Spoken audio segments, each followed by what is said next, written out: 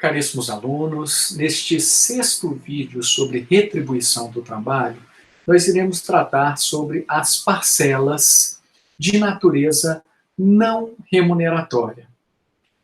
É importante que a gente entenda que quando nós falamos de um contexto de uma relação empregatícia, o empregado pode receber recursos por diversos motivos e de variáveis fontes. Na maior parte das vezes, os recursos são provindos de pagamentos feitos pelo empregador. Só que esses pagamentos podem ter uma intenção de retribuir o trabalho executado, que são as parcelas de natureza retributiva, as parcelas salariais, como pode também ter uma natureza não retributiva. E qual que é a grande importância de nós entendermos o que são parcelas retributivas, parcelas, portanto, remuneratórias e parcelas salariais, de parcelas de natureza não remuneratória?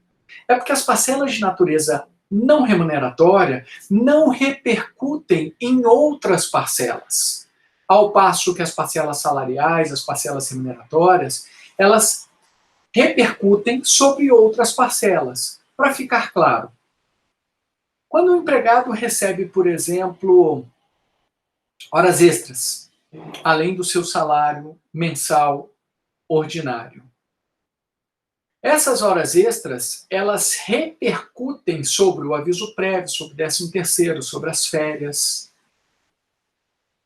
sobre o FGTS. Se por acaso, aquela rescisão do contrato for sem justa causa por iniciativa do empregador, sobre a indenização de 40% de FGTS, como uma consequência da repercussão sobre o próprio FGTS. O que significa isso? É que quando o empregador pagar o salário e as horas extras, vamos supor R$1.000 de salário mais R$500 de horas extras, as obrigações do empregador não se encerram por aí, porque ele terá que pagar a repercussão do valor correspondente às horas extras sobre o FGTS, por exemplo. Então, sobre esses R$500 de horas extras, ele ainda vai ter que recolher 8%, ou seja, R$40 para depositar no FGTS. Esses R$500 também servirão para a base de cálculo, integrarão a base de cálculo do 13º, das férias, do aviso prévio e assim por diante. Então é importantíssimo a gente entender quais são as parcelas salariais e as parcelas não remuneratórias. Sem contar que as parcelas não remuneratórias não compõem a base de cálculo do imposto de renda, da contribuição previdenciária, via de regra. Então, sob uma perspectiva prática, é importantíssimo saber diferenciar uma da outra, porque, sob a perspectiva do empregado, ele terá direito a outras repercussões quando as parcelas forem remuneratórias, e, sob a perspectiva do empregador, o pagamento fica muito menos oneroso, já que não há esta repercussão. Daí porque a gente percebe que, em alguns casos, muitos empregadores tentam dizer que determinada parcela, que em tese seria claramente salarial, tentam dizer que é remuneratória, justamente para que isso não componha a base de cálculo de outros encargos trabalhistas, onerando, tornando mais cara ainda aquela mão de obra. Tá? Então, isso tudo que eu estou falando é para deixar claro aos senhores que a classificação entre parcelas salariais ou parcelas remuneratórias, aí incluindo aquelas também pagas por terceiros de maneira retributiva, e parcelas não remuneratórias, tem uma importância muito clara e prática quando nós estudamos este conteúdo. Pois bem, na classificação aqui proposta, seguindo a linha do professor Luciano Martinez, nós temos 4 grupos de parcelas não remuneratórias. Nós temos as indenizações, nós temos as penalidades, nós temos os ressarcimentos e nós temos as parcelas não salariais por força de lei, quando a própria lei exclui a natureza salarial da referida parcela.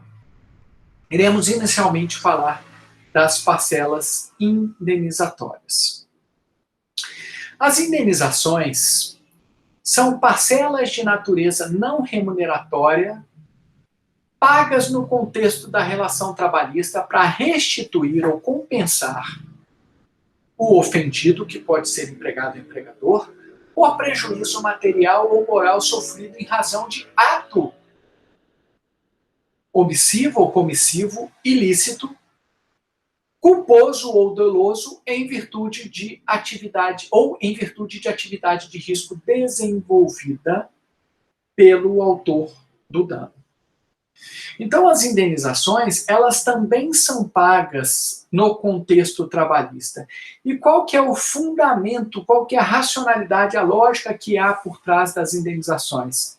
Restituir integralmente os prejuízos causados a uma outra pessoa, que é a mesma lógica da responsabilidade civil, que se alicerça na racionalidade de que ninguém deve causar prejuízo a outrem, e quando isso ocorrer, por culpa, dolo ou em virtude de uma atividade de risco, surge o dever do ofensor reparar integralmente o ofendido. Artigos 186 e 927 do Código Civil, que é aplicado ao direito do trabalho por força do artigo 8º. Então, aqui vigora o princípio da restituição integral, do restitutio in integrum. Nós temos 2 tipos básicos, né, de remuneração, mas a doutrina majoritária acabou ampliando essas espécies indenizatórias a partir dos danos existentes. No passado, nós falávamos em danos materiais e danos morais. Agora, nós, né, a partir da evolução doutrinária, também mencionamos os danos estéticos e existenciais. E para cada um desses danos, existe, né, uma indenização específica. A indenização por dano material, ela pode estar relacionada à indenização por danos emergentes, que são aqueles danos materiais já concretizados, como, por exemplo, um empregado, ele sofreu um acidente de trabalho no ambiente de trabalho, durante a sua jornada de trabalho, por culpa do empregador. Em virtude dos danos sofridos, do acidente sofrido, ele precisou fazer um tratamento médico, né, pagar hospital, pagar remédios, né, exames laboratoriais. Vejam que esses danos já estão concretizados e, portanto, são danos emergentes. Mas pode ser que também haja danos relacionados aos lucros cessantes, o que ele deixou de ganhar com o acidente, em virtude da sua incapacidade laborativa ou da redução ou perda da capacidade laboral, ele deixou de trabalhar, então ele está deixando de receber os seus salários. Daí porque, a depender da situação, se por acaso essa incapacidade relativa ou total for permanente, ele pode exigir uma pensão vitalícia, né, para reparar os danos relacionados aos lucros cessantes que ele deixou de ganhar. Nós temos os danos morais, que afetam a esfera extrapatrimonial do ser humano, né? A honra, a imagem, a intimidade, a privacidade, entre outros valores. E temos danos estéticos, que é quando aquele prejuízo causa um dano estético à pessoa, uma cicatriz, a amputação, de uma parte do corpo, a deformidade de um órgão, quer dizer, há um prejuízo estético à pessoa que pode ocorrer nos acidentes de trabalho. Então, aqui nós temos um outro tipo de indenização. E os resistenciais, que são relacionados ao projeto de vida das pessoas. É quando o dano ele é tão grande que ele prejudica o projeto de vida da pessoa. O Luciano Martinez, ele, de uma maneira bastante didática, divide as diversas indenizações, que não são referentes apenas a acidente de trabalho, em indenizações do tipo reparatório e indenizações do tipo compensatório. As reparatórias objetivam o restabelecimento do status quo ante, ou seja, do estado anterior do ofendido antes daquele prejuízo ocorrido. Por exemplo, custeio dos prejuízos materiais suportados pelo empregado em razão do contrato de emprego, como conserto ou reposição de bens do empregado danificados em razão do contrato de trabalho. Vamos supor que o empregado se utilize de um veículo próprio e, em virtude desse veículo, e no exercício do trabalho, em virtude de um acidente de trânsito, cuja culpa não tenha sido do empregado, há um prejuízo material daquele empregado. O empregador pode vir a ser responsabilizado porque o carro estava sendo utilizado no exercício do trabalho. Vamos supor que o empregado se utiliza de ferramentas próprias e essas ferramentas foram furtadas no ambiente de trabalho. Vejam que o empregador ele vai custear esses prejuízos materiais suportados pelo empregado em razão do contrato de emprego. Nós temos a indenização pelo seguro-desemprego não recebido, súmula 389. O empregado fazia jus a se habilitar ao seguro-desemprego e o empregador não forneceu os formulários que só ele pode fornecer ao empregado necessários para a habilitação. Vejam que, nesse caso, por culpa do empregador, o empregado não pôde se habilitar ao seguro-desemprego. Súmula 389. Vamos supor que em norma coletiva há previsão de um auxílio alimentação no caso de prestação de horas extras, porque se sabe de antemão que se ele ficar muito tempo, né, ele terá mais fome, precisará se alimentar para repor as energias. Indenização por danos materiais, como eu falei para vocês, decorrente de acidente de trabalho. Né? O empregado se acidentou, precisa custear um tratamento médico, fisioterapia, remédios. No caso de morte, tem o próprio enterro. Enfim, qualquer prejuízo material já consolidado. São indenizações reparatórias que buscam restabelecer o estado anterior das partes. Nós temos indenizações compensatórias também, que visam o oferecimento de uma contrapartida pecuniária em razão da impossibilidade de se retornar ao estado anterior das coisas, como a indenização pelo não exercício de um direito.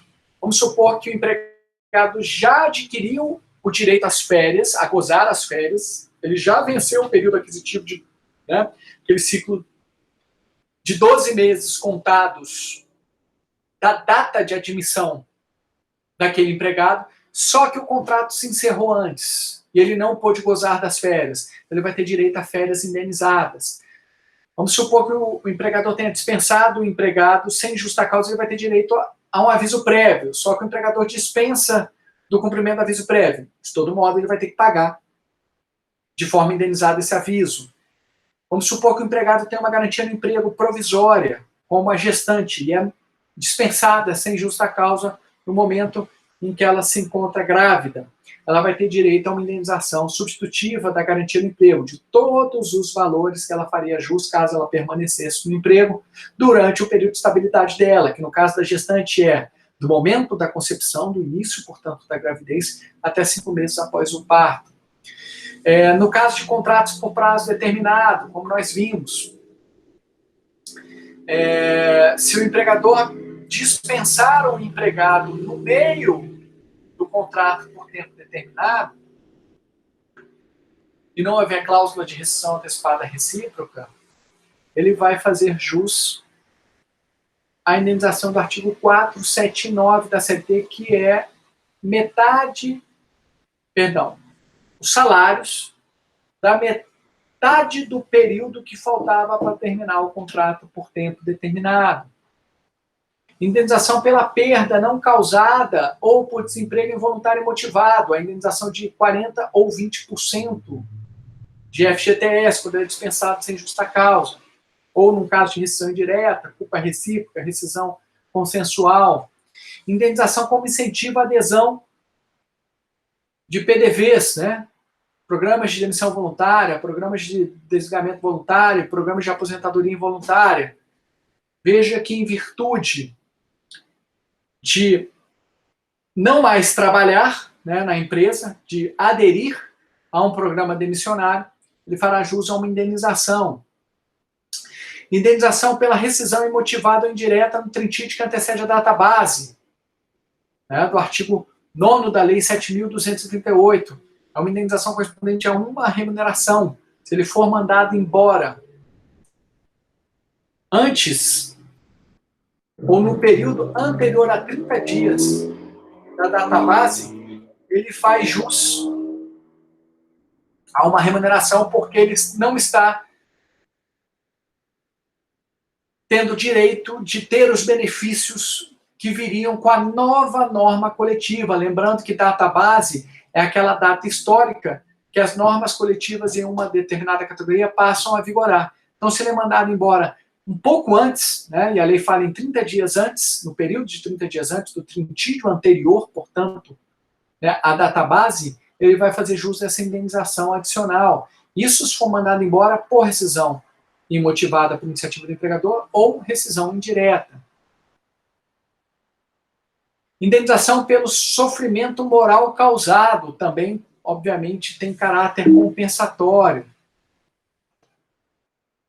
Vou colocar aqui só por iniciativa do empregador para o slide ficar completo.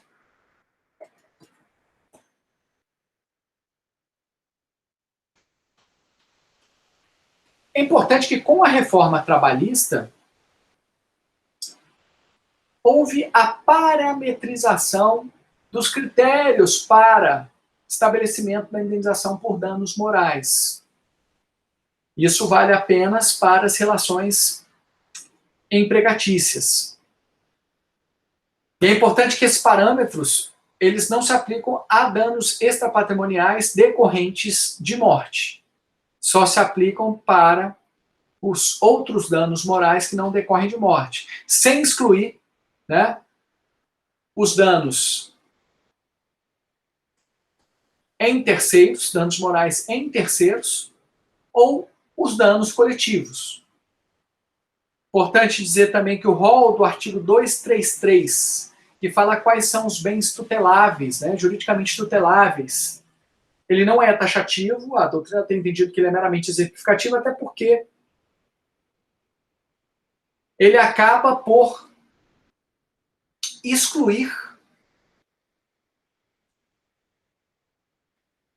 a raça, a cor, a religião, a opinião política, a origem social, entre outros valores extremamente importantes e que também são juridicamente tuteláveis. Quando lá a relação, né, os bens tuteláveis seriam a honra, a imagem, a intimidade, a privacidade, entre outros, ali há apenas uma exemplificação sem que haja a intenção de fazer um rol taxativo.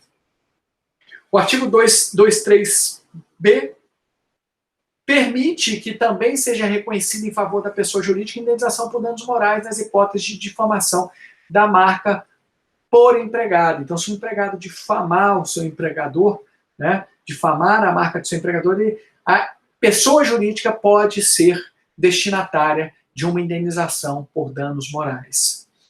Quais os critérios para parametrizar o valor, portanto, dos danos morais, da indenização por danos morais?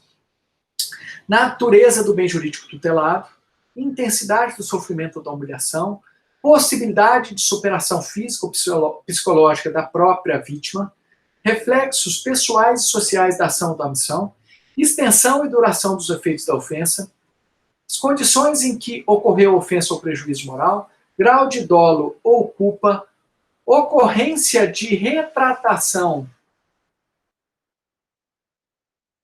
espontânea, esforço efetivo para minimizar a ofensa, perdão tácito ou expresso, situação social e econômica das partes envolvidas, grau de publicidade da ofensa. E foram estabelecidos 4 níveis de gravidade da ofensa: leve, média, grave e gravíssima, sendo que na reincidência de quaisquer das partes, o juízo poderá elevar ao dobro o valor da indenização. Eu acho que é importante nós lermos aqui esta hipótese que diz qual será o valor de cada indenização a depender, né, do grau de intensidade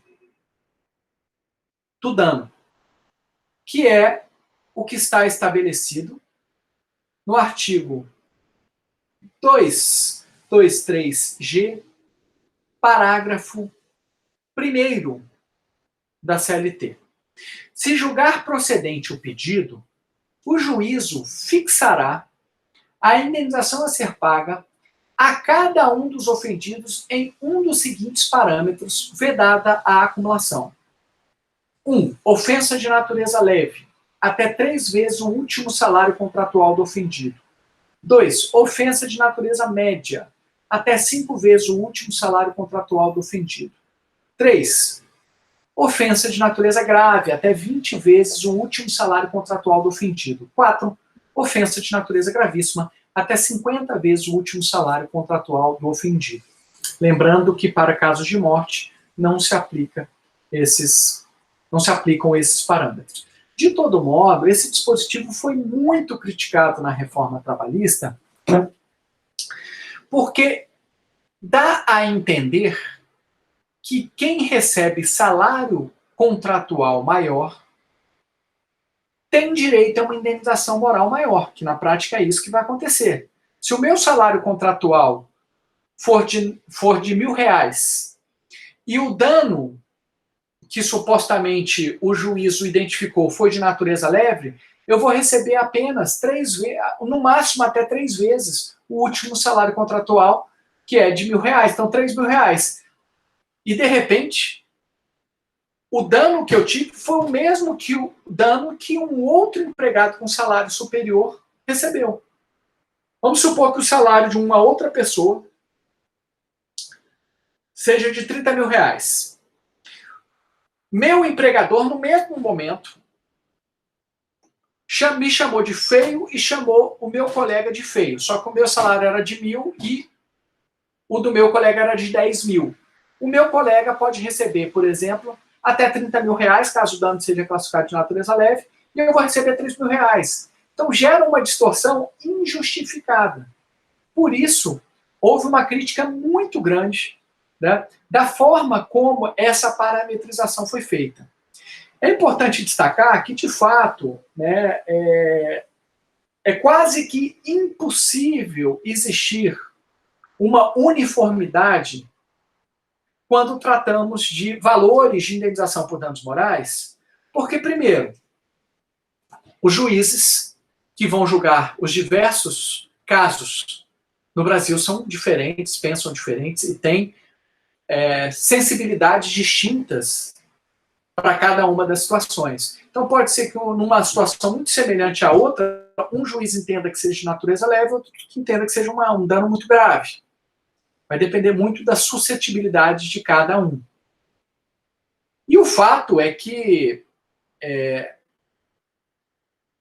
nenhum dano moral será exatamente o mesmo em relação ao outro, porque haverá uma série de diferenças, né? Às vezes, né, teve uma duração maior, outro houve retratação, então é muito complicado você estabelecer um sistema de parametrização fixo. O que eu acho mais interessante, ao invés de quantificar em termos de salários contratuais, limites, né, máximos dos benefícios do Regulamento Geral da Previdência Social, que foi a medida provisória que caducou logo após, né, a reforma trabalhista propunha, o que me parece mais adequado é você estabelecer vetores.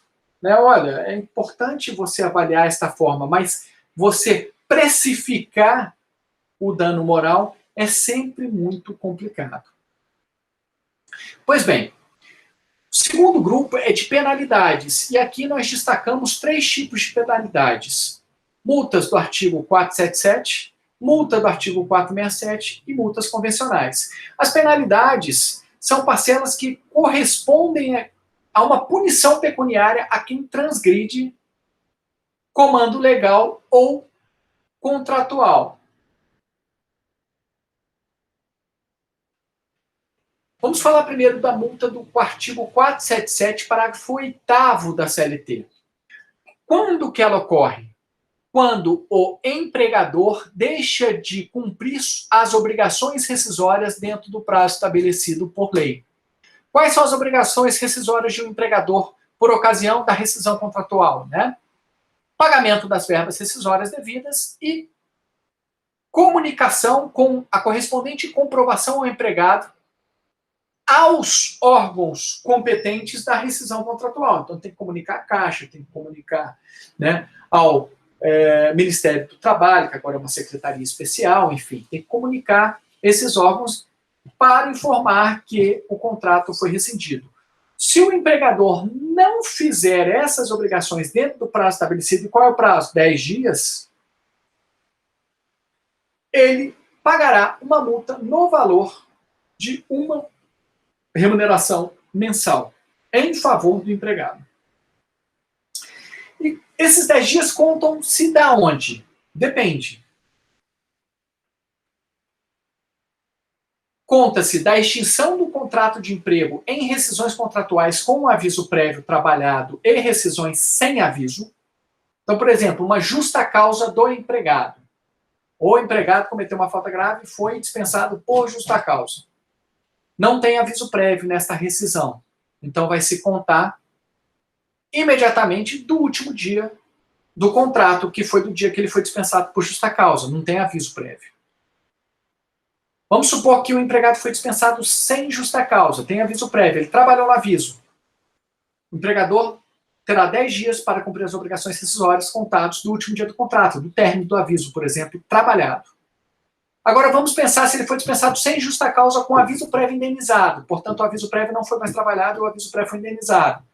O empregador terá 10 dias para cumprir as obrigações rescisórias, mas aí não mais do término do contrato, que seria só após a projeção do aviso prévio indenizado. Ele vai ter 10 dias contados do início do aviso prévio indenizado.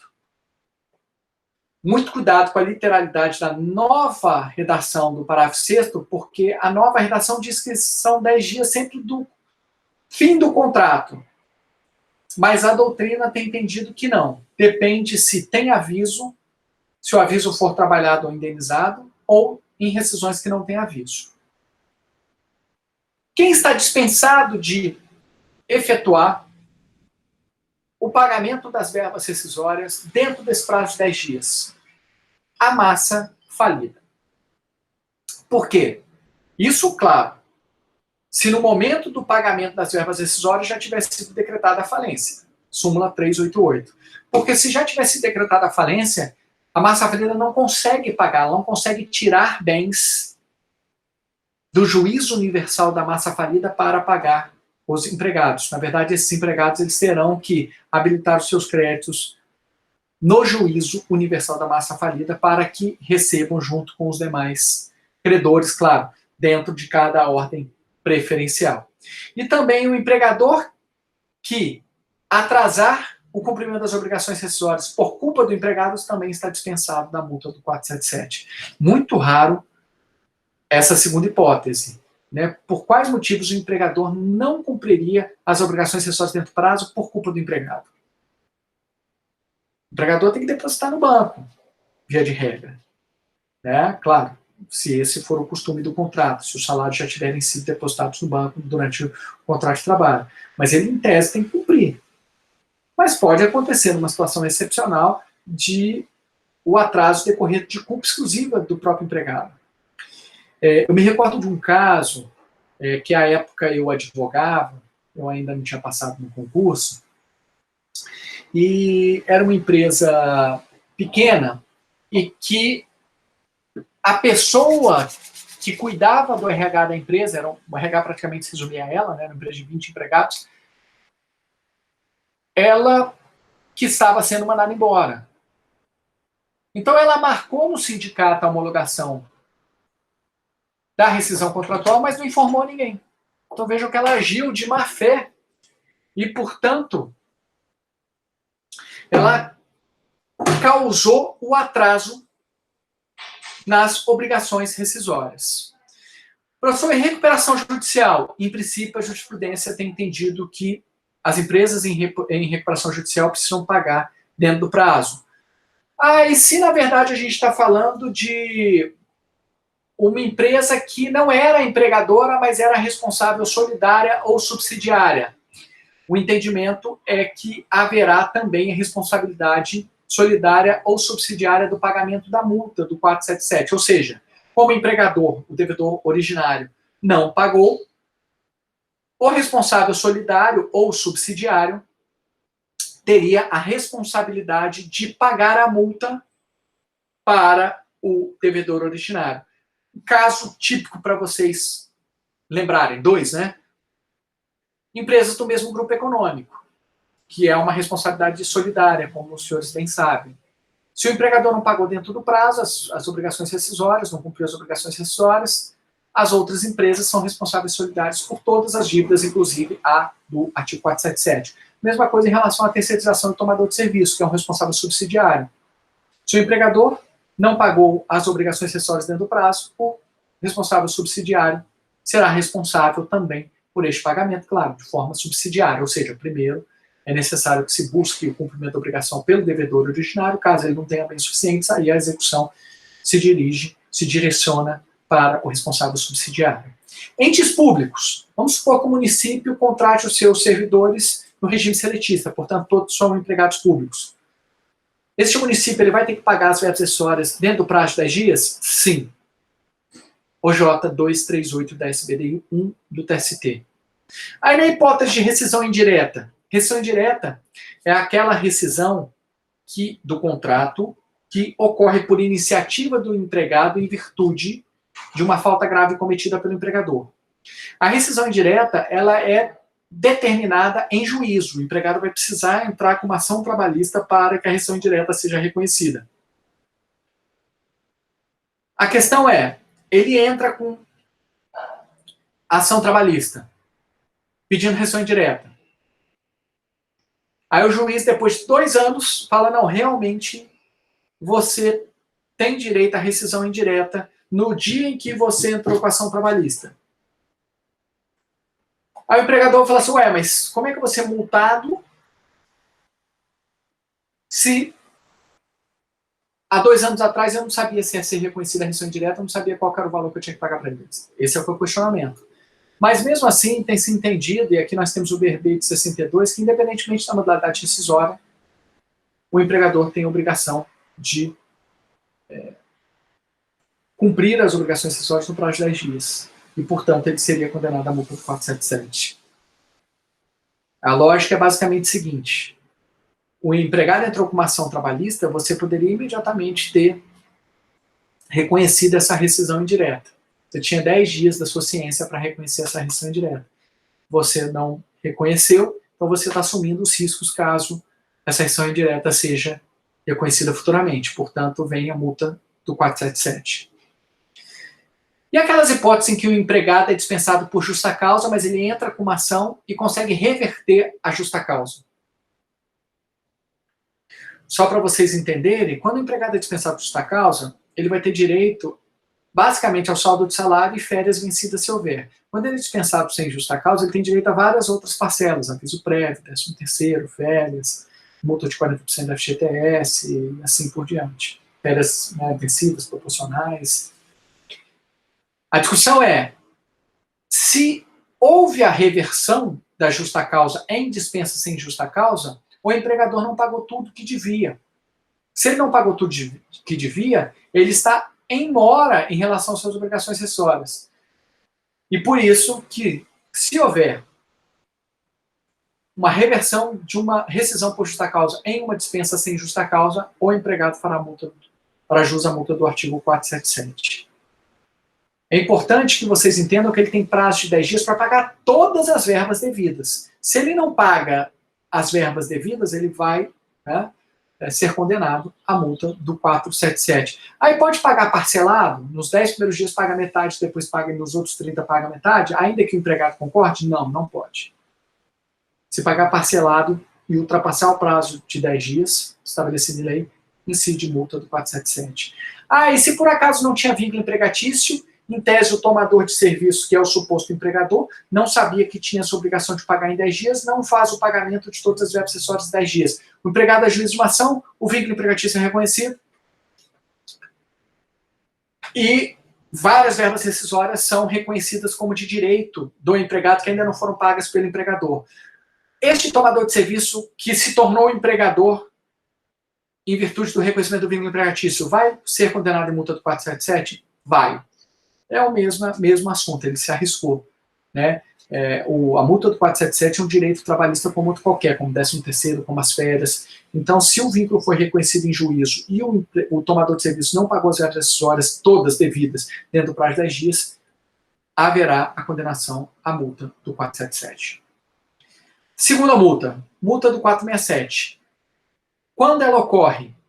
Quando o empregador não paga as verbas rescisórias incontroversas na primeira audiência.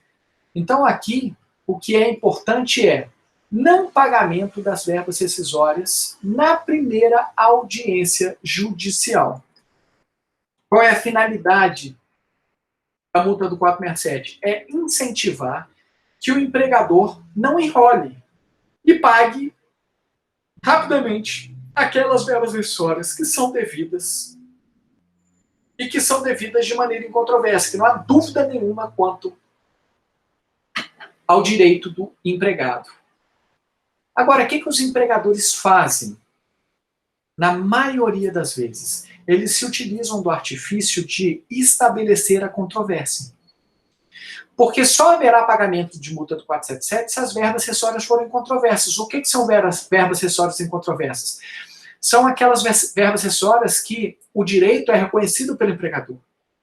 Então, o que o empregador faz para fugir da multa do 467 para tentar enrolar e demorar no pagamento das verbas rescisórias, quando do ajuizamento de uma ação judicial? Ele estabelece a controvérsia dizendo, por exemplo, que as verbas rescisórias devidas pelo empregado já foram pagas e que o empregado não tem esse direito. Então ele estabelece uma controvérsia, uma dúvida. Bem, nesses casos em que a dúvida é razoável, em que a controvérsia é possível, aí realmente não há como se aplicar a multa do 467. Por exemplo, o empregado foi mandado embora por justa causa. Ele entra com uma ação para reverter a justa causa em uma dispensa sem justa causa e pedir as várias outras parcelas rescisórias que ele não recebeu. Aí o empregador diz que não, ele não tem direito a essas parcelas porque ele foi mandado embora por justa causa. E aí o juiz vê que realmente é uma situação complexa, difícil, que tem que investigar, depende muito de prova, do enquadramento, é uma controvérsia possível. Aí realmente a multa do 467 não é devida nessa hipótese. Mas vamos pensar no segundo exemplo. O empregado diz o seguinte: olha, fui mandado embora sem justa causa. Tenho direito a aviso prévio, 13º, a férias, a levantar o FGTS, a multa de 40%. Aí o empregador diz o seguinte, o empregador que não pagou essas verbas acessórias, diz o seguinte: não, eu paguei essas verbas acessórias conforme comprovantes que eu vou juntar. E aí não junta os comprovantes porque ele não pagou. Ele só diz que pagou só para estabelecer a controvérsia. Nessa hipótese, eu entendo que a controvérsia é artificial. E, portanto, ela não pode afastar a incidência da multa do 467, porque do contrário a gente está favorecendo quem está usando de um ardil, quem está sendo malandro, quem está tentando dar uma de esperto. E o artigo 9 9º da CLT diz o seguinte: toda medida utilizada para negar vigência ou para violar os dispositivos seletistas são medidas nulas. E nesse caso, claramente, ele está tentando negar a vigência ao artigo 467. Razão por que, nessa hipótese, eu aplico a multa do 467. Também a massa falida é dispensada do pagamento dessa multa pelos mesmos motivos que nós informamos, né, da multa do 477. O empregador revel tem direito. O empregador revel, ele tem, né, a obrigação de pagamento da multa. Né? O que é o empregador revel? Aquele que não compareceu à audiência inaugural. Então, o fato de ele não comparecer, ele não está pagando. Então, portanto, vai aplicar a multa do 467 e os responsáveis solidários e subsidiários também são obrigados a pagar a multa do 467, caso o devedor originário não pague. No caso de recuperação judicial, também a multa é devida. Qual que é o valor da multa? 50% sobre as verbas rescisórias. Gente, só sobre as verbas rescisórias. Não são todas as parcelas trabalhistas. Por exemplo, hora extra não é uma verba rescisória. Adicional noturno, adicional de insalubridade, não são verbas rescisórias. Portanto, o que são as verbas rescisórias? São aquelas que decorrem da rescisão, como aviso prévio e indenização de 40%, surgem apenas a partir de determinadas modalidades rescisórias, ou são aquelas verbas cujo pagamento foi antecipado com a rescisão. Férias integrais ou proporcionais, 13º salário proporcional e saldo de salário. São basicamente esses 5 grupos de parcelas. Saldo de salário, aviso prévio, 13º proporcional, férias proporcionais e vencidas e indenização de 40% de FGTS, que também é uma verba que decorre da rescisão. E a terceira multa são as multas convencionais, ou aquelas multas previstas em convenções ou acordos coletivos, determinados em normas coletivas. Muitas normas coletivas têm uma cláusula final dizendo que quem descumprir qualquer cláusula, qualquer direito previsto nesta norma coletiva incidirá na multa X. 50% do salário da categoria, né, do piso da categoria, um piso da categoria, R$500, R$200, na verdade está dentro da autonomia sindical. Então, a gente não pode estabelecer qual que é o fato gerador da multa convencional ou o valor, porque cada convenção ou norma coletiva terá a sua. Via de regra, as multas convencionais, elas ocorrem quando há um descumprimento de uma obrigação de fazer, e não uma obrigação de pagar. Mas existem multas convencionais que decorrem de obrigações de pagar também. E, via de regra, é um valor incidente sobre o salário normativo, sobre o piso da categoria. O menor salário possível naquela categoria. 50%, 30%, 1%, aí não importa.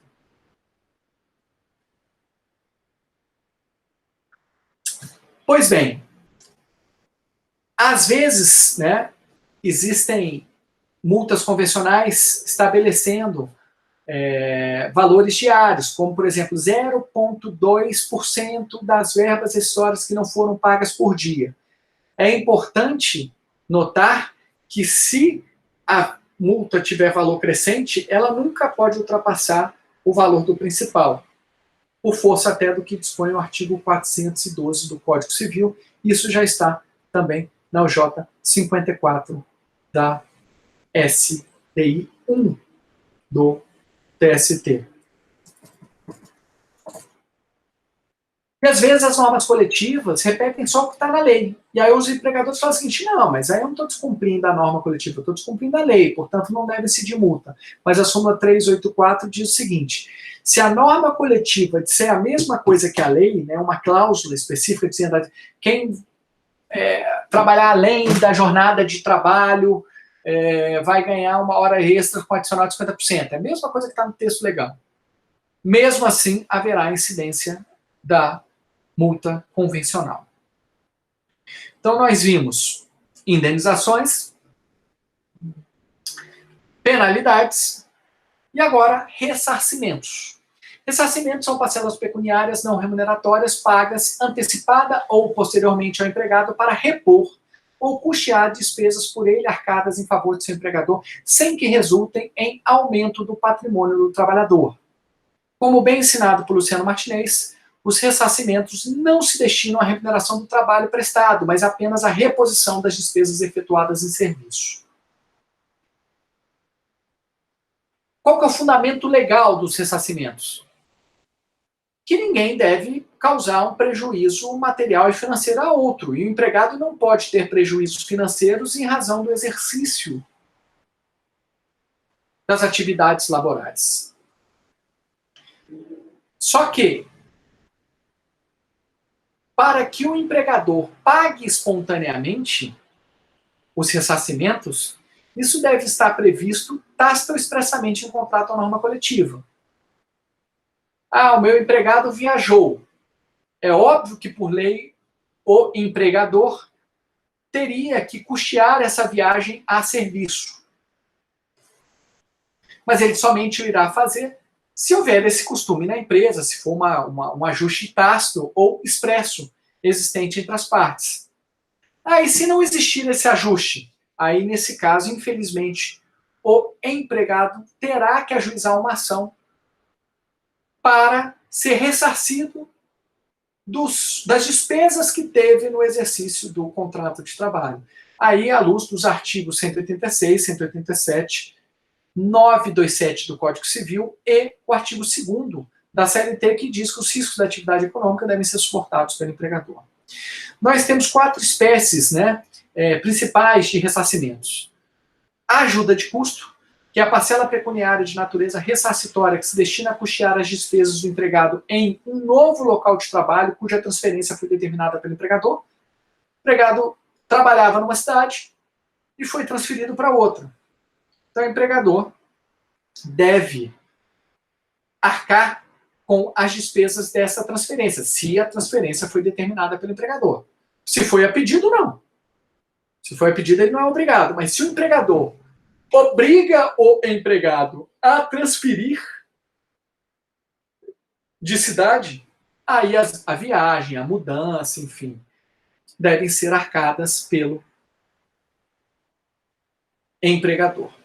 O artigo 457, parágrafo 2º da CLT estabelece que, ainda que habitual, a ajuda de custo não superior a 50% da remuneração não integra a remuneração, não se incorporando ao contrato, não repercutindo sobre outras parcelas e não incidindo, em tributos. Contribuição previdenciária, imposto de renda, assim por diante. Verba de representação.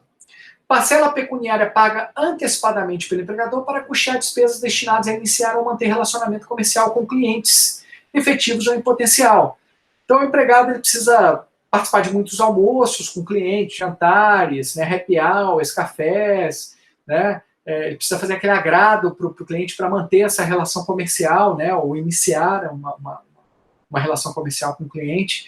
Vejam que ele tem uma série de despesas e o empregador ele pode pagar uma verba de representação para custear essas despesas destinadas a este relacionamento comercial com os clientes. Verba quilometragem, aquela parcela pecuniária paga pelo empregador para custear as despesas de empregados que utilizam o veículo próprio, moto, carro, caminhão, o que for, no desempenho de atividades em favor de seus empregadores. Então, o empregado usa seu carro para visitar clientes, ele usa seu carro para transportar mercadorias, para entregar mercadorias nos fornecedores, na casa de clientes e assim por diante. A lógica daqui também é do restitution integro. Então, o empregado ele não pode ter despesas em virtude do exercício das atividades laborais. Ele precisa ser ressarcido dessas despesas, mas não apenas nesse caso, despesas de combustível, mas também dos custos do uso do veículo como um todo. Manutenção, por exemplo, do veículo, óleo, filtro de ar, pastilha de freio, suspensão, pneus, etc. E a própria depreciação do veículo, né? Porque quanto mais você usa, mais o valor é desvalorizado, mais fica gasto. Então, esses custos precisam ser ressarcidos pelo empregador. É claro que é sempre muito complexo estimar qual foi o valor, né, dos custos de uso do veículo em serviço, especialmente porque o empregado possivelmente também usa o mesmo veículo para atividades pessoais, que não tem nada a ver com o empregador. Então, como é que a gente separa isso? Né? Combustível é fácil, que o empregado rodar, né, em virtude do exercício da atividade laboral, o empregador precisa restituir esses valores. Agora, e óleo, filtro de ar, pneu? Mas aí é uma questão de estimativa. O importante é que, por princípio, o empregador precisa pagar esses valores.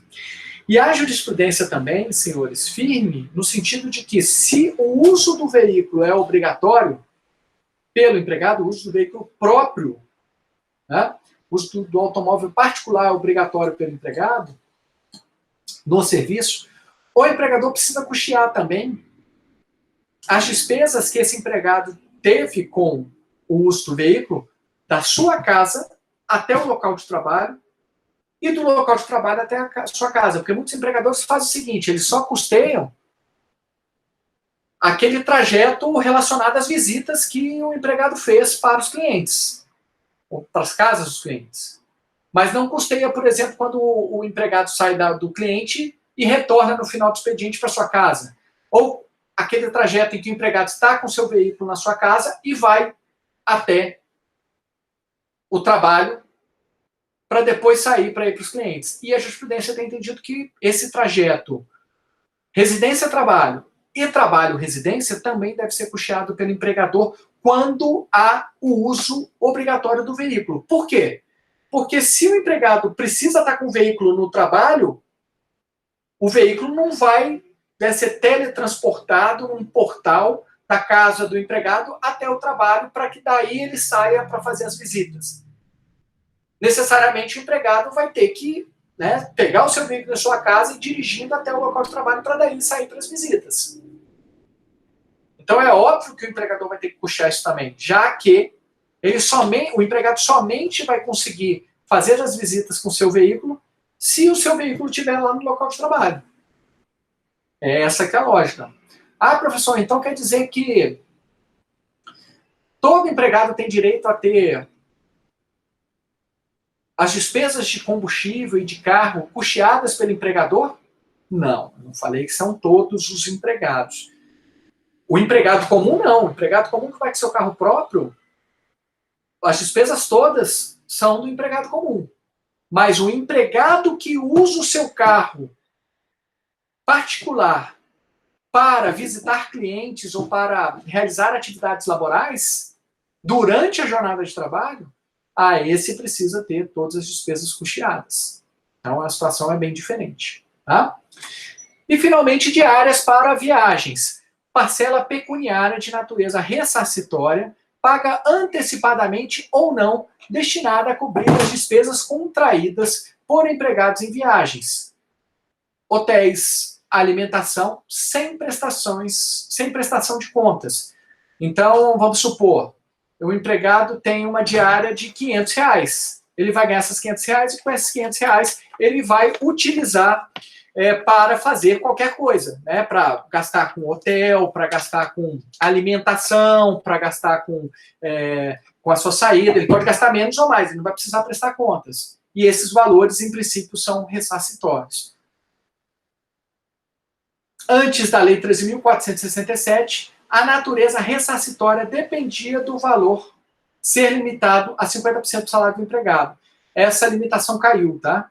Então, ainda que as diárias sejam em valor superior, elas têm natureza ressarcitória. O que não pode é elas estarem completamente desconexas com os ressarcimentos. Se por acaso o valor for completamente desproporcional e, na verdade, se perceber que ao invés de ressarcir, está se retribuindo o trabalho, aí essas diárias passam a ter natureza remuneratória. Exemplo, um empregado que não viaja, está recebendo diária. Não faz sentido nenhum.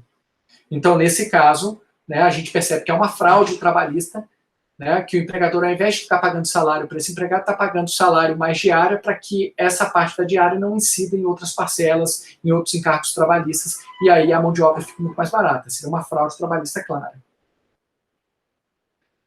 E aí a gente entra no grupo maior, que são parcelas de natureza não remuneratória em razão da lei.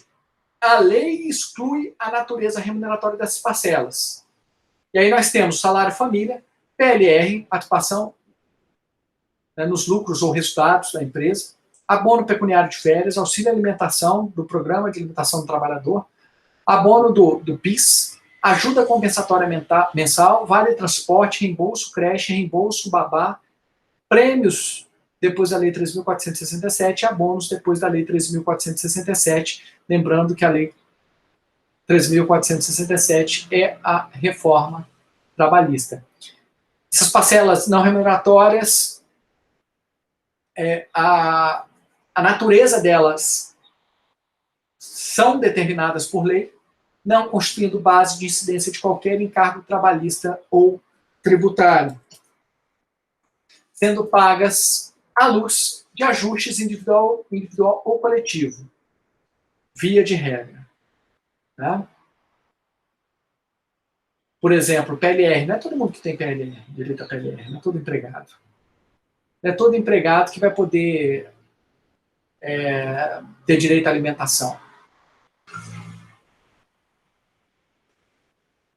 Agora, algumas dessas parcelas, em princípio, havendo a satisfação do requisito legal, o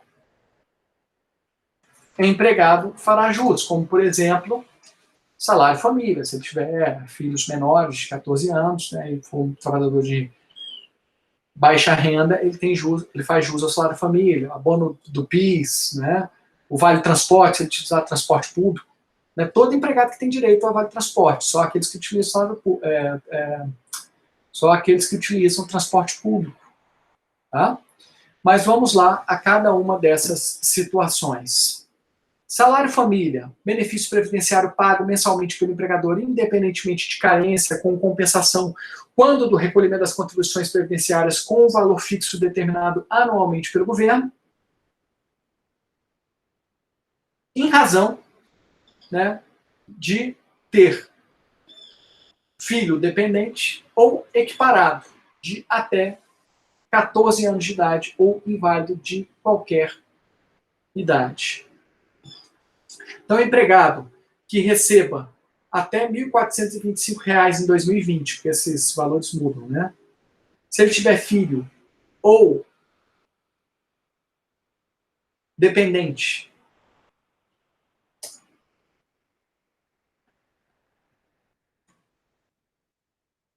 de 14 anos de idade ou inválido de qualquer idade, ele faz jus ao salário família. O salário família é um benefício previdenciário, portanto é pago pelo Estado, mas na prática, né, ele é pago pelo empregador, a operacionalização assim, ele é pago pelo empregador, só que o empregador ele vai ter esses valores que foram pagos ao empregado compensados daqueles valores que ele tem para recolher das contribuições previdenciárias. Em outras palavras, quem está pagando é o Estado. Quem está pagando é o Estado, né, porque haverá uma compensação dos valores que aquele empregador teria que efetuar a título de contribuições previdenciárias. Necessário apresentar certidão de nascimento, atestado de vacinação, no caso de crianças até 6 anos de idade, e de frequência escolar de 7 a 14 anos. O início da obrigação é a filiação ao empregado, mas a prova desta filiação, né, ao empregador, se feito em juízo, será a data do ajuizamento da ação, salvo se comprovado que o empregador se recusou a receber a certidão de nascimento. PLR. PLR é a participação nos lucros ou resultados. Precisa necessariamente estar previsto em norma coletiva. Então, não é um direito que todo empregado tenha, só aqueles empregados que satisfizerem os requisitos previstos, né, num acordo coletivo ou numa convenção coletiva. E a PLR não pode ser paga mais de 2 vezes ao ano, justamente para que não haja fraudes, né? Ao invés de pagar salário, o empregador fica pagando PLR, porque a PLR não repercute em outras parcelas, é mais barato para o empregador. A súmula 451 diz o seguinte: se o empregado for dispensado no meio do ano, porque a PLR é por ano, né? Via de regra.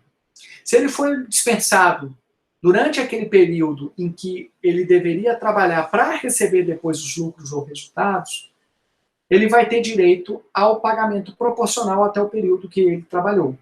Então, se ele trabalhou 8 meses, ele vai ter direito a 8/12 do valor que seria integral a título de PLR. Os critérios de PLR, né, quais são as metas que precisam ser batidas, quais são os resultados que precisam ser alcançados, são todos previstos em norma coletiva. Então, não dá para a gente ficar falando aqui genericamente, porque tudo depende, né, do título jurídico autorizador. Abono pecuniário de férias é aquela parcela em que o empregado pode vender até 10 dias das suas férias. O empregado tem a faculdade de vender 1/3 de suas férias, portanto, 10 dias. Só que essa faculdade deve ser requerida até 15 dias antes do término do período aquisitivo das férias.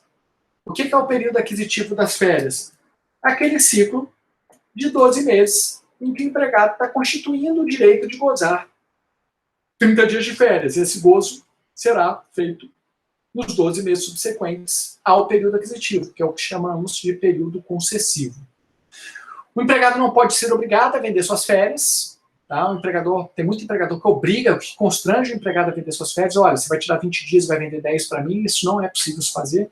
Caso ocorra, o empregador vai ter que pagar 2 vezes. Ele vai pagar os 10 dias de férias e, além do mais, o empregado vai ter direito a receber, gozar os 10 dias de férias. Se não tiver gozado, ele vai receber ainda mais 10 dias de férias, né, com 1/3, em virtude dessa medida do empregador. Na verdade, é uma faculdade do empregado que o empregador não pode recusar. Se o empregado quiser vender 10 dias, o empregador tem que comprar. Na prática, o empregado gozará 20 dias de férias e receberá 10 dias indenizados de férias com acréscimo de 1/3. Além dos 10 dias de salário correspondente aos dias trabalhados durante o período de 10 dias que supostamente gozaria as férias. Isso se ele vender de forma regular. Se ele vender de forma regular, ele só vai gozar 20. Aqueles 10 dias que ele vendeu, ele recebe 10 dias mais 1/3 de forma indenizada, e ele vai ter trabalhado esses 10 dias, então ele vai receber também por esses 10 dias.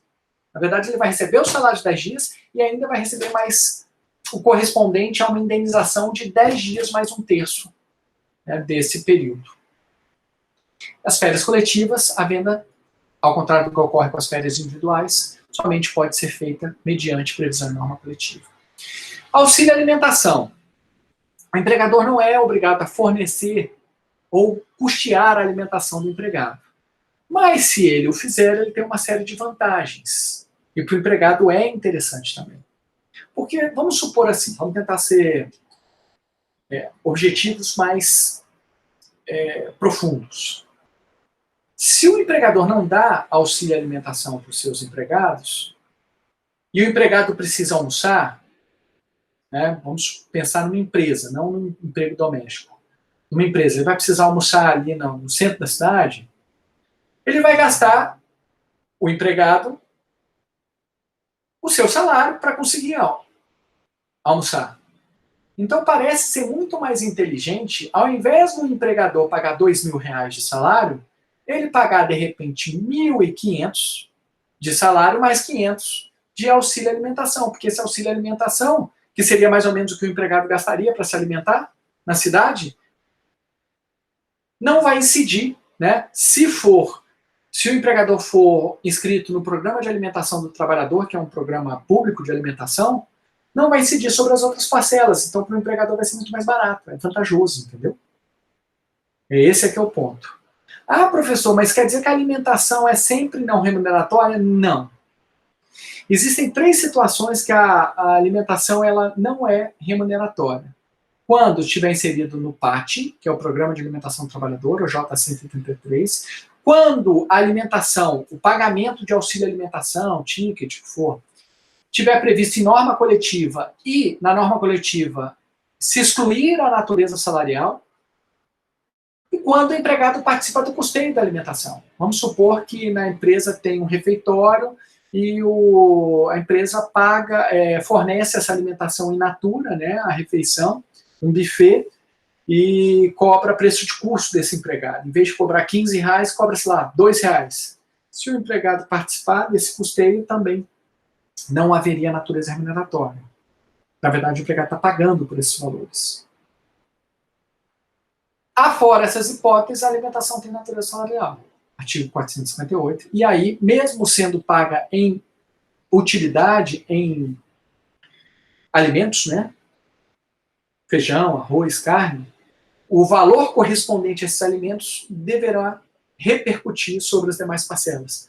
Vamos supor que no mês, os almoços que aquele empregado fez, que não estavam inseridos no PAT, não tinha previsão em norma coletiva, o empregado não tinha custeado esses valores, ele corresponde mais ou menos em valores de mercado a R$300. É como se aquele empregado estivesse recebendo R$1.000 de salário base mais os R$300, então R$1.300. Esses R$1.300 vão ser usados para pagar 13º, FGTS, férias. Tá? Se a alimentação tiver natureza salarial, haverá repercussão em todas as demais parcelas. Abono do PIS.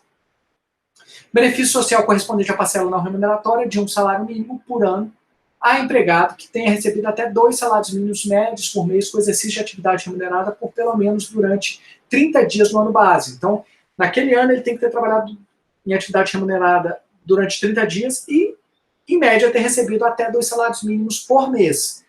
Em outras palavras, se ele tiver um salário muito alto, superior a 2 salários mínimos, ele não tem direito ao abono PIS. Tá? A falta de inserção do registro do empregado na RAIS por seu empregador autoriza o ajustamento da ação trabalhista na Justiça do Trabalho com pedido de indenização substitutiva ao não exercício do direito ao abono do PIS. Em outras palavras, a RAIS é a Relação Anual de Informações Sociais. E para que o empregado receba o abono, o empregado que recebe até 2 salários mínimos, que trabalhou pelo menos 30 dias naquele ano, ele tem que estar inserido aqui, tem que ter o seu vínculo registrado nesta relação anual de informações sociais. Quem tem que fazer isso é o empregador. Se o empregador não faz, o empregador tem pedindo que ele receba o abono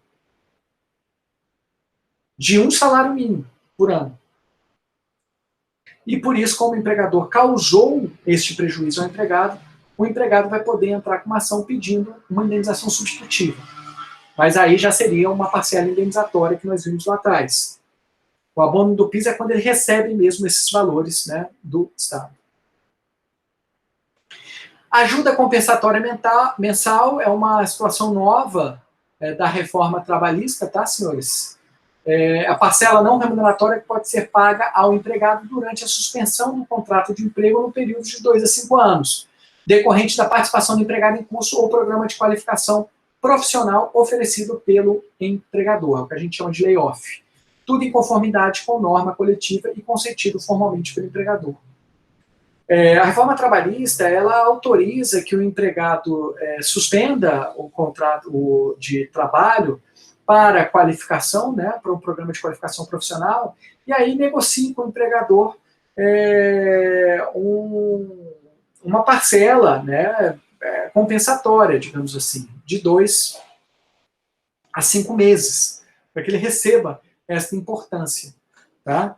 Então ele não vai trabalhar, ele vai fazer o curso e vai receber. Tal parcela não se confunde com a Bolsa Qualificação, tá, do seguro-desemprego. E se durante a suspensão do contrato não for ministrado curso ou programa de qualificação profissional, o empregado permanecer trabalhando para o empregador, ficará descaracterizada a suspensão aqui analisada, como bem lembra Luciano Martinez. Ok? Vale transporte, parcela não remuneratória destinada a custear as despesas de deslocamento ao trabalho, naquele trajeto residência-trabalho, aí cumpre a jornada de trabalho no final do expediente e volta para a residência de ônibus, de metrô, de trem, por qualquer empregado que se utiliza do sistema de transporte público urbano, intermunicipal ou interestadual. Vejam, aqui, o fato gerador para receber o vale transporte é usar o sistema de transporte público. Metrô, ônibus, trem, o que for. Balsa, se existir. E aí o empregado recebe o Vale Transporte. A parcela é paga mediante fornecimento de bilhetes, ainda que eletrônicos, Vale Transporte ou cartão de crédito para o uso do transporte público. Que em Brasília é o cartão fácil, né? O empregado que não utiliza de transporte público não tem direito ao Vale Transporte. Então não é todo mundo que tem direito ao Vale Transporte, é só quem usa. Se eu vou de bicicleta, se eu vou a pé para o trabalho, porque eu moro muito perto, se eu vou de carro, de moto, eu não vou ter direito ao Vale Transporte.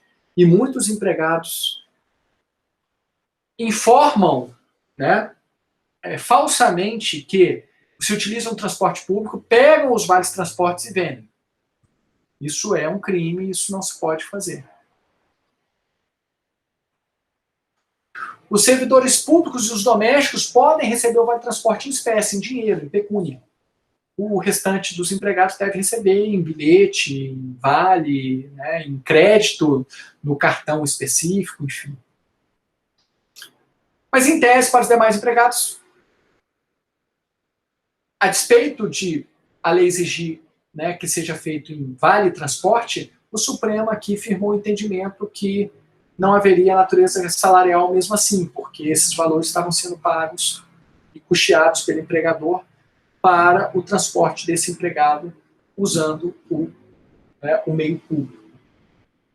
O empregado custeará parte do vale transporte em 6% do seu salário básico, né, em até 6%, considerando ser presumido o interesse do empregado no custeio do seu deslocamento ao trabalho, o TST, por meio da súmula 469, passou a entender que é do empregador o ônus de comprovar que o empregado não satisfaz os requisitos indispensáveis à concessão do vale transporte. Porque existiam muitas situações da seguinte forma: o empregado alegava, olha, eu nunca recebi vale transporte do meu empregador, e eu uso transporte público, então eu quero que esse empregador seja condenado a me pagar uma indenização por danos materiais, correspondente a todos os valores que eu gastei para me locomover. Aí o empregador dizia o seguinte, mas ele nunca me pediu vale transporte. Então era uma postura muito conveniente do empregador. E aí o TST, eu acho que de maneira acertada, passou a entender o seguinte, olha, o interesse de um empregado em ter vale transporte é presumido, se ele realmente necessita disso. Porque, obviamente, ele não vai jogar dinheiro fora, né? É muito mais barato para ele usar vale transporte, mesmo custeando 6%. E aí o TST falou o seguinte, então, como o interesse é presumido, é do empregador o ônus de provar que o empregado não fazia jus. Então, o que o empregador tem que fazer quando contrata alguém? Olha, você mora onde? Como é que você vem para o trabalho? Você vai usar transporte público ou vai de carro próprio, vai de bicicleta, vai a pé, o que for? O empregador ele tem que ter esse formulário. E aí, se o empregado não utilizar transporte público, vai estar lá a opção dizendo, olha, dispenso, né, o uso de vale transportes. Então fica muito fácil para o empregador controlar isso. A falta de concessão de vale transporte constitui o direito ao percebimento da indenização substitutiva em ação judicial. Tá? Então o empregado ele vai ter direito a receber uma indenização correspondente aos custos que teve com o transporte, caso o empregador não forneça vale transporte e aquele empregado faça jus a este benefício. E se o local de trabalho for perto da residência, mas tiver linha regular de transporte público? Às vezes acontece. Né, são aquelas situações limites, aquelas zonas cinzentas. Né, o empregado mora do lado do ponto de ônibus mais próximo, né? Digamos assim. Não, o empregado, vamos pensar do seguinte exemplo. O empregado mora perto de um ponto de ônibus cuja linha termina, né, justamente, cujo próximo ponto de ônibus, já é o empregador. E é uma distância muito pequena. Aí, senhores, em tese ele poderia usar o transporte público? Em tese, sim. Mas se a distância for muito pequena, 1 quilômetro, 2 quilômetros, assim, até faz bem andar. Sinceramente, eu tendo a entender que tudo depende da distância. Se for uma distância muito próxima, não faz sentido, né, causar esse prejuízo a mais para o empregador. Então, por exemplo, já peguei uns casos de empregados que pegavam um ônibus, então o empregador pagava por esse ônibus, o vale transporte, esse ônibus deixava na rodoviária. E aí a discussão era, mas na rodoviária ele tinha que pegar outro ônibus, então tinha que pagar outro vale de transporte para ir para o Ministério. E aí era uma andada de 800 metros, 700 metros, né, 1 quilômetro. Não justifica, né, causar esse prejuízo de forma desnecessária ao empregador. Né? Tudo depende realmente da distância. Agora, a distância de 3 km, 5 km, 10 km, 15, lógico, o empregador vai ter que pagar. Tá? Peguei um outro caso também que o empregado ia de bicicleta. Né? Na verdade, o empregador fornecia a bicicleta e não vale transporte. Eu também entendi que, né, se o empregador estava fornecendo a bicicleta, era razoável não pagar o vale transporte. Estava fornecendo um meio de transporte alternativo. Né? O problema é se houver algum acidente. Né? Aí pode ser que haja alguma discussão nesse sentido. E, finalmente, né, o último quadro, reembolso creche, que a parcela não remuneratória paga pelo empregador conforme norma coletiva, precisa, portanto, ter uma previsão específica em norma coletiva, não são todos os empregados, portanto, que têm direito a isso, para custear as despesas de empregadas com creche destinada a filhos de até 6 meses de idade. Em substituição à exigência aqui do artigo 389, que diz que, né, se o estabelecimento tiver mais de 30 mulheres com 16 anos, deve haver um local próprio para amamentação. Então, como o empregador talvez não tenha esse local, ele vai ter que custear esses valores, mas isso precisa estar previsto em norma coletiva ou em contrato de trabalho, porque, em tese, não há o direito, por lei, a reembolso creche para qualquer empregado que tenha filho pequeno. Reembolso babá, parcela não remuneratória paga pelo empregador, conforme norma coletiva, também aqui exigência norma coletiva, para custear as despesas de guarda e vigilância de crianças com menos de 6 anos. Também precisa haver uma previsão específica, não é um direito universal de todo empregado que tenha filho. Tá? Existe uma obrigação do Estado de fornecimento de creche para crianças até 6 anos, mas não existe essa obrigação pelo empregador. Pode ser que se tenha. Se tiver, essa parcela terá natureza não remuneratória. Prêmios depois da Lei 13.467. Né? A gente já viu que os prêmios são parcelas pagas por mera liberalidade do empregador, em forma de bens, serviços ou valor em dinheiro a empregado ou grupo de empregados, em razão de desempenho superior ao ordinariamente esperado no exercício de suas atividades laborais. Depois da reforma trabalhista, houve a retirada da natureza remuneratória dos prêmios. Os prêmios têm claramente finalidade retributiva, buscam retribuir o trabalho prestado em excelência pelo empregado, então, em tese, deveria ter natureza salarial, como ocorria antes da reforma trabalhista, mas a reforma trabalhista retirou, né, a natureza remuneratória. Não sei se isso vai ser questionado judicialmente, se vai se entender que é uma alteração que não é possível, mas o fato que nós temos esse quadro atualmente. Então, após a nova redação do artigo 457, parágrafo 2º, já pela reforma trabalhista, os prêmios deixaram de ter natureza remuneratória. E qual é a consequência disso? Não integram mais a base de cálculo de qualquer encargo trabalhista, qualquer parcela trabalhista, 13º, férias. Então, vamos supor que ele receba R$5.000 de prêmios e R$1.000 de salário. O FGTS vai incidir só sobre os R$1.000 de salário e não sobre os R$5.000 de prêmio, depois da Lei 13.467. E abonos? Abonos são adiantamentos salariais, né, que visavam minorar os danos causados pela demora, né, do processo de concessão de reajustes salarial. E a reforma trabalhista também tirou a natureza salarial, né, estabelecendo que, a partir de agora, a natureza será não remuneratória. Tá? Então, com a reforma trabalhista, o caráter remuneratório foi retirado e o caráter não remuneratório foi excluído. Tá? Senhores, qualquer dúvida que tiverem, por favor, entrem, né, em contato pelos canais institucionais. E muito obrigado aí pela paciência. Até o nosso próximo encontro.